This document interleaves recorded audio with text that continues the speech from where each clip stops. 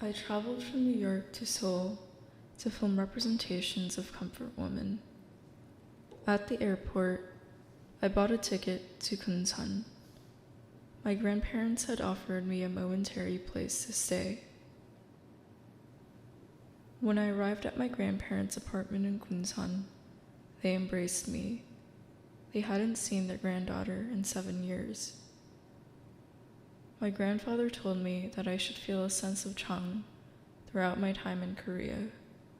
Chung was a feeling of attachment that he said my family left behind when we immigrated to the United States. As my grandparents led me to my room, I sought solitude.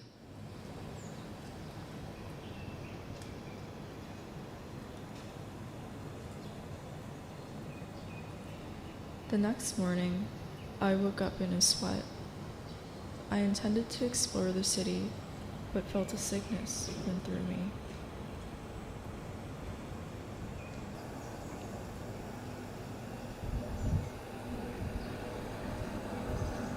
Under all the fog, I couldn't make out my strange surroundings.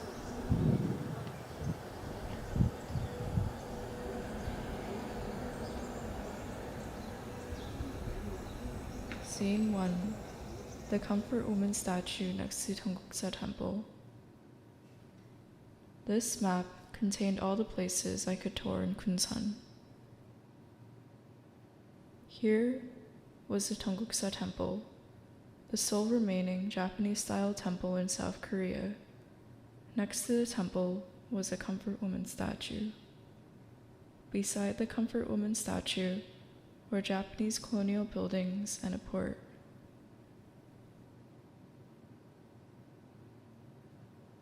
Here was a rice storage facility that held rice before it was shipped to Japan and Manchuria.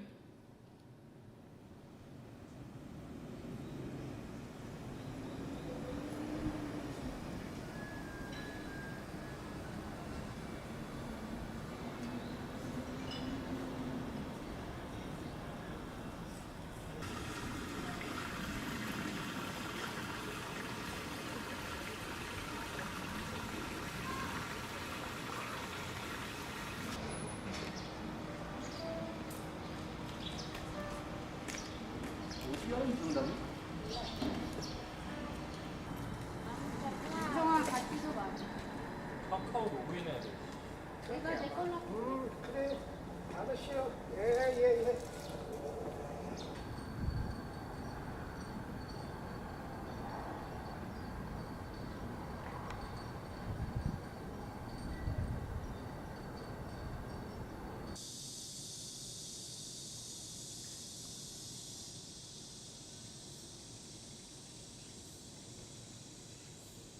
Scene 2. A portrait of comfort woman by a local artist. I visited Changmi Gallery and saw a painting of comfort woman. When I was in conversation with the artist, she shared that she intended to draw a comfort woman as a figure of rice. She said that her feeling of chung, after listening to the stories of comfort woman survivors and learning about the history of Kunsan, influenced the creation of her piece. She felt impelled to draw connections between the rice exports and the comfort woman issue in her painting.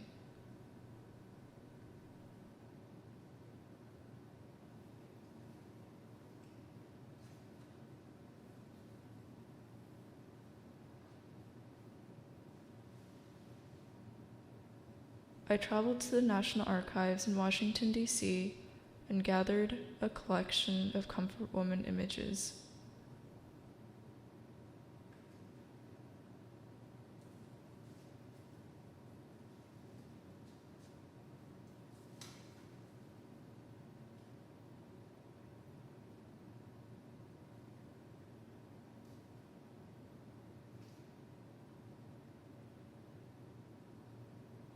Within the files, I discovered a photograph of 4 comfort women after being taken prisoner by a Chinese army. One of the comfort women was visibly pregnant. The photograph was captioned by the US military as 4 Jap girls taken prisoner by troops of Chinese. These images were released for publication by the Bureau of Public Relations War Department.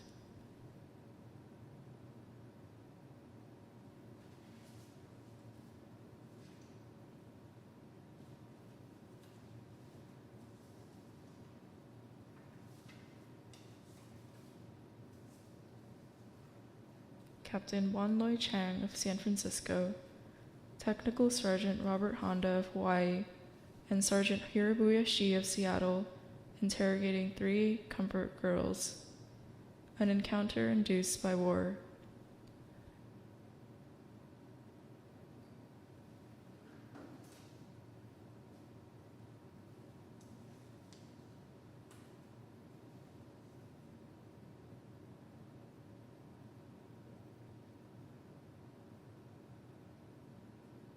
These women look away from the camera and sit silently with crossed arms.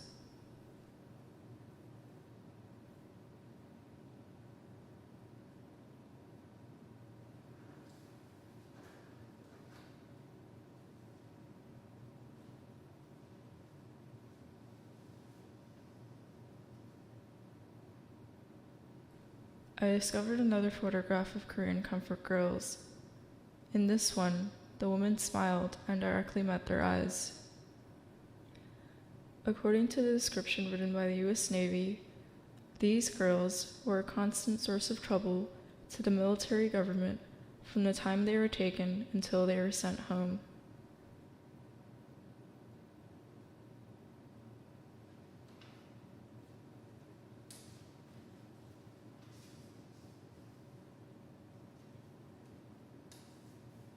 Here, the US military incorrectly identifies these women as natives of Ryukyu Island, captioning the image with geisha girls.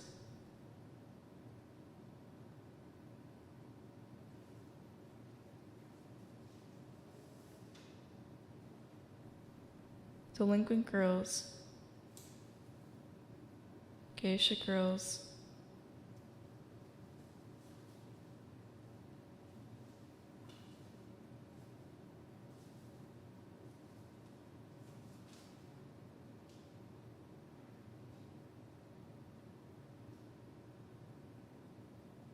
comfort girls. These women had multiple names, multiple personalities, and multiple uniforms.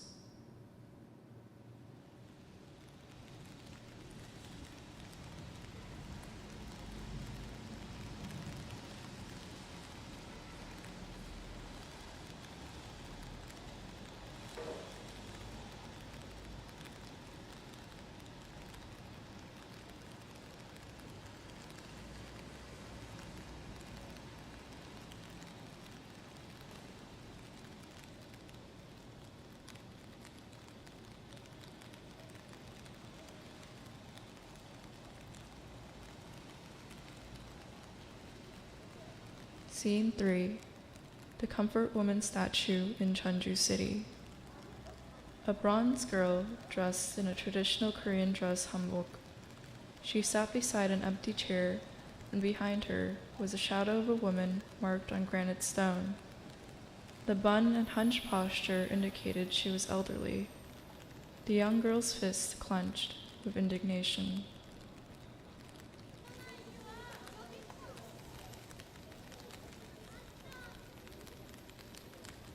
I followed behind a group of tourists.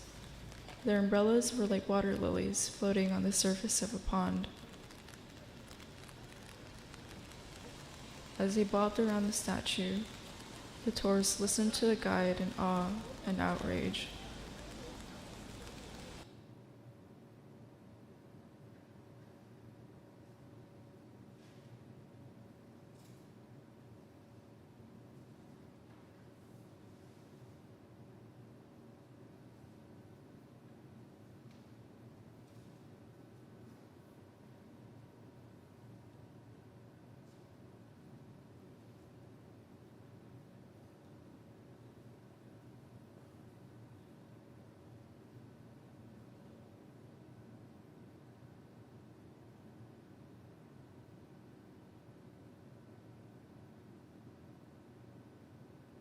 Here are postcards of comfort woman survivors. One can send a photo of a comfort woman along with a message about their travels.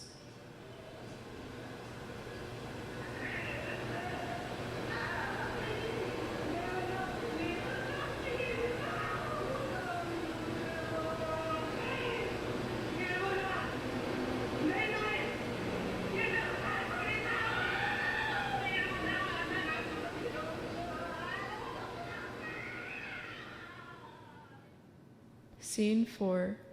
The Comfort Woman statue in the museum. I traveled from Cheonju to Seoul to visit the War and Women's Human Rights Museum. I was handed a brochure and a ticket with Park Kim-shim. She held the photograph of the pregnant comfort woman. She was the woman in the photo.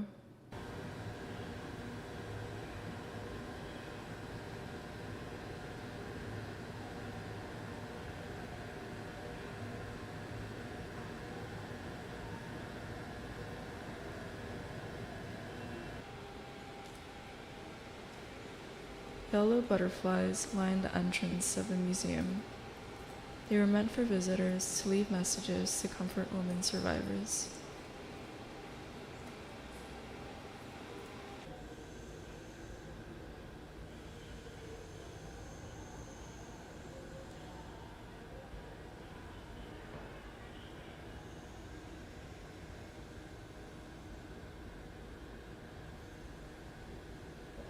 On my visit that day, I heard Asian American scholar Elizabeth Sun provide a lecture on performances of care. Sun said that care captured a feeling of loss and the act of providing for the needs of those who suffered for that loss. The location, design, and materiality of the Comfort Woman memorials invited a certain kind of care.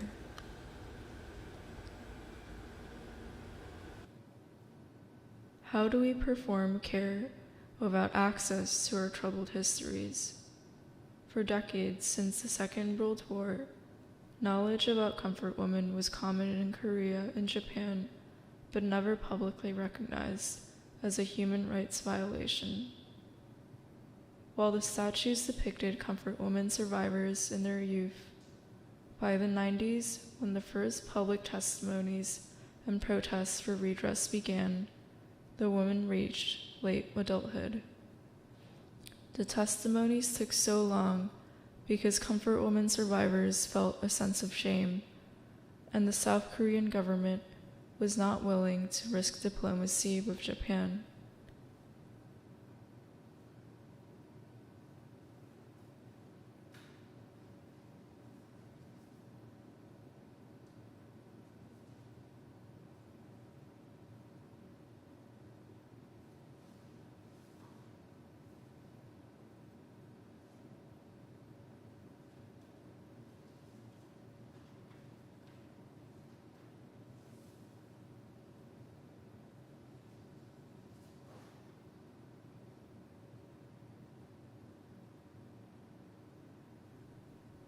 In the American Geological Society archive, I found a 1928 map of Korea made by Japan's Joseon Government Railway.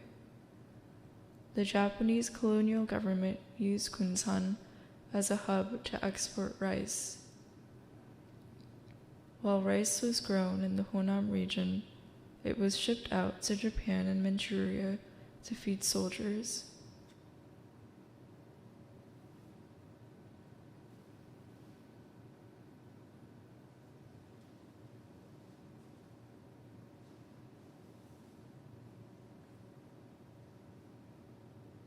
These 10 Korean girls sold into prostitution by their destitute families. A photo taken in Okinawa and captioned by the United States Bureau of Public Relations.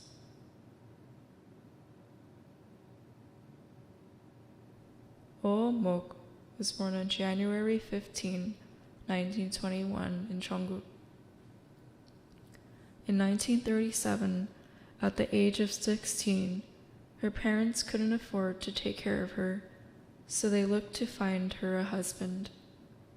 One day, Mr. Kim from Cheongguk offered to get her a job in a textile factory in Japan. When she arrived at Cheongguk Station, she saw 3 other girls waiting, and together they boarded the train. Instead of heading to Japan, it went to Manchuria. Mr. Kim then handed her over to a Japanese man.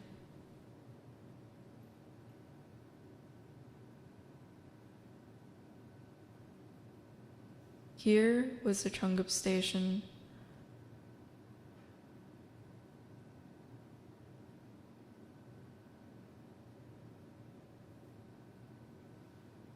The inset depicts the railroad lines connecting Japan and Manchuria.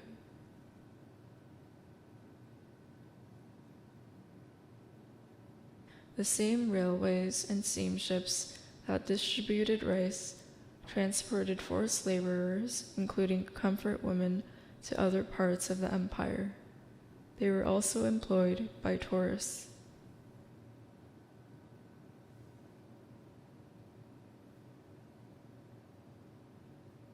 I could trace my route from Kunsan, Cheonju, to Seoul on the map.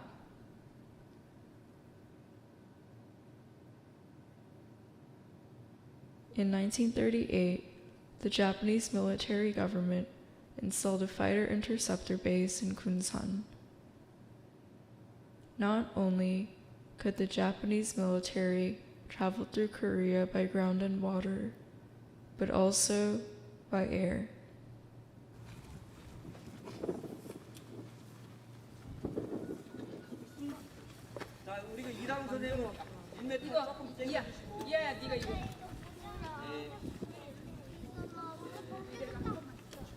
글씨는 글씨하고 눈 앞으로 보세요. 제일 앞으로. 글씨 맞아. 글씨.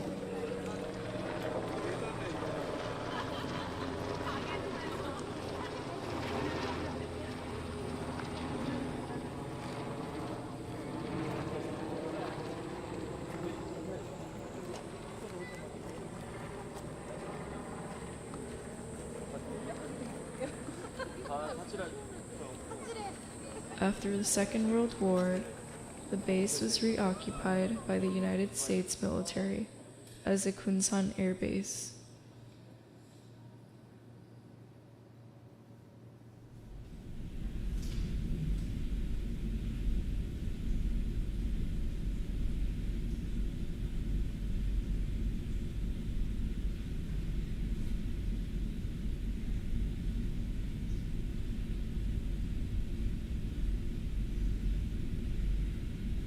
I discovered these sketches in the introduction to a book on American towns. The system of state-organized sex work was accessed by the transportation networks that connected these places.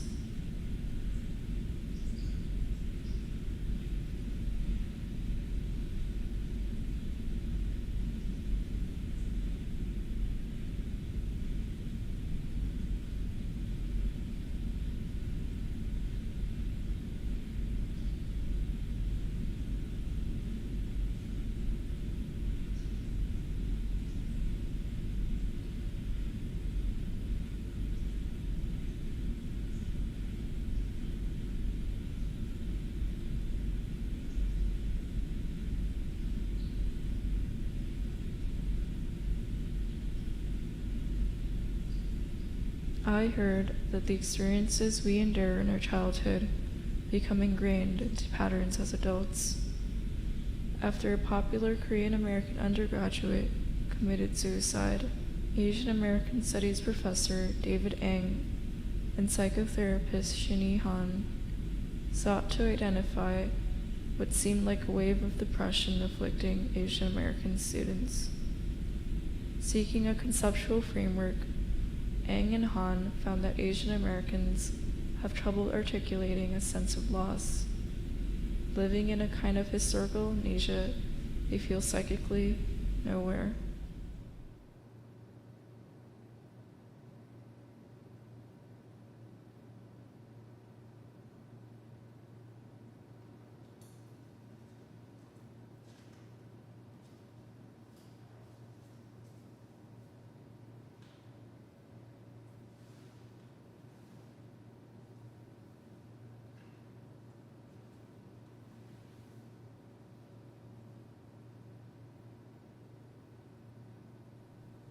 Scene 5, Reprisal.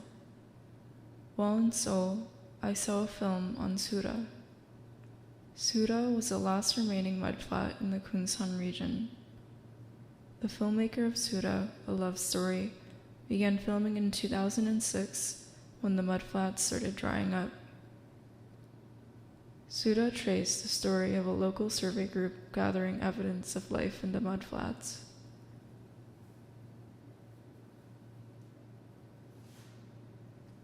In 2006, the South Korean government built a dam on the mudflats as part of a land reclamation project. Officials aimed to construct an airport next to Kunsan Air Base that would connect Kunsan to cities in the rest of the world, including New York. I traveled back to Kunsan to see my grandparents for the final time. Along the way, I visited the mudflats.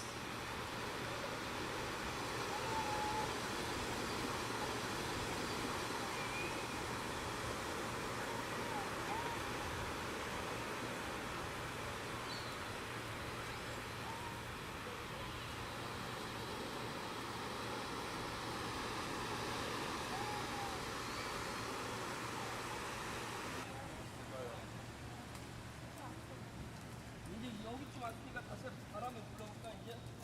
자 이만큼 동그랗게 굴러. 야, 굴러. 불러봐. 야, 더 세게 굴러야지. 이거 이게 이제 쑥이라는 거예요. 모래붙이 이런 것처럼 이렇게 자 이렇게 하고 물이 생기면 이렇게 놓으세요. 그러면 조개가 있으면 조개가 올라와요. 그럼 여기 올라왔죠 종패. 이게 이제 이 종패가 이게 이 종패가 이제 노랑조개. 이렇게 노랑조개. 여기 나왔잖아. 여기도 나왔잖아. 종패가 나오는 거. 네, 이게 이제 커서 2년 여기도 나왔네. 얘는 좀 더 크다. 이렇게 나오는 거예요. 이거는 안에 뭐가 들어있다. My grandfather believed that Koreans share a sense of Chang. When Japan colonized Korea, we felt like our world was taken away from us. Our willingness to care arose out of a sense of not having anything ourselves. He also said Chung was what my family left behind when we immigrated to the United States. I felt that when my family left for the United States, the memories my parents had about Korea departed with them. I was perpetually in between two selves.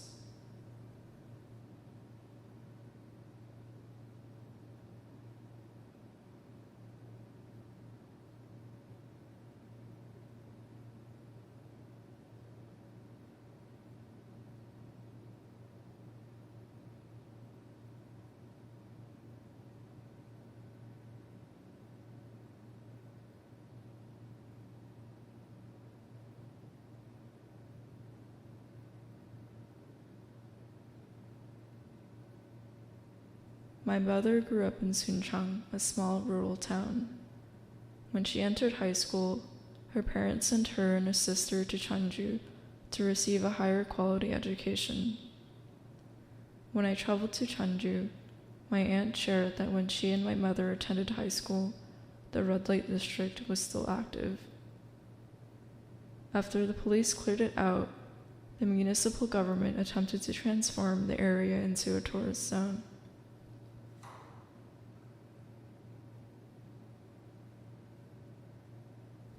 My father grew up next to the Kunsan Air Base in America Town.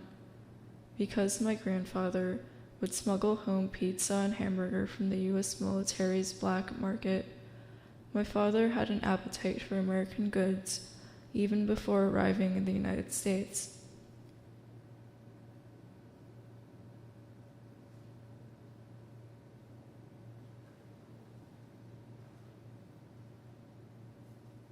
The Comfort Women survivors only started testifying in court through a shared effort between Comfort Women researchers activists, and survivors themselves.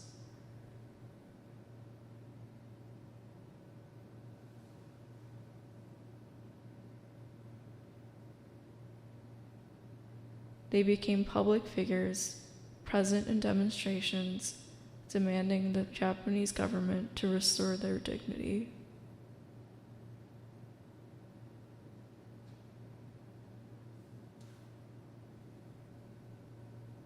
I traveled from New York to Seoul to film representations of comfort women. Along the way, I visited the mudflats.